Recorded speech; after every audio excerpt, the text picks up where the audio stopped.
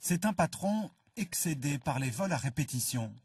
Il tape déjà celui-là en premier, puis après il essaie d'attaquer les cuves enterrées qui sont derrière. Excédé, mais déterminé.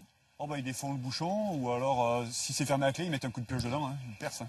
Des vols, la petite entreprise de distribution de carburant en subit de plus en plus souvent. La dernière fois, le patron a surpris 3 hommes en flagrant délit. Ancien militaire, Lionel Barnéau-Rousset ne s'est pas laissé faire. Quand ils ont essayé de me ceinturer et un qui a essayé de me porter des coups, j'ai tiré 2 coups de feu au sol pour leur faire peur. Mais bon, ça ne les a pas plus impressionnés que ça. Parce qu'au contraire, ils ont essayé après de me désarmer. Donc là, effectivement, je me suis servi un peu comme d'une matraque. Sérieusement blessé, l'un des voleurs restera 2 jours dans le coma. Pour cette intervention musclée, Lionel Barnéau-Rousset est passé en correctionnel.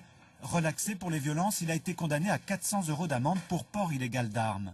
Aujourd'hui, ses 10 employés le soutiennent. Pour moi, c'est tout à fait légitime de défendre son emploi, de défendre ses employés, de défendre son outil de travail, tout simplement. Sans vouloir faire justice soi-même, mais voilà, c'est lui qui supporte les conséquences. Vidéosurveillance, alarme, vigile, rien n'y fait. Le secteur est isolé et les gendarmes de la région couvrent une zone très étendue. Souvent premier à intervenir, le patron a ainsi surpris et interpellé lui-même 7 voleurs l'année dernière. Aujourd'hui, bon, ben, j'ai compris que je restais à prison quand même. Hein, donc, non, ouais, écoutez, je disais, hein, aujourd'hui, c'est les voleurs qui ont gagné. Hein, la place est libre.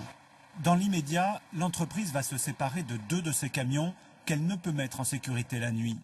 À terme, le patron se pose la question d'arrêter son activité.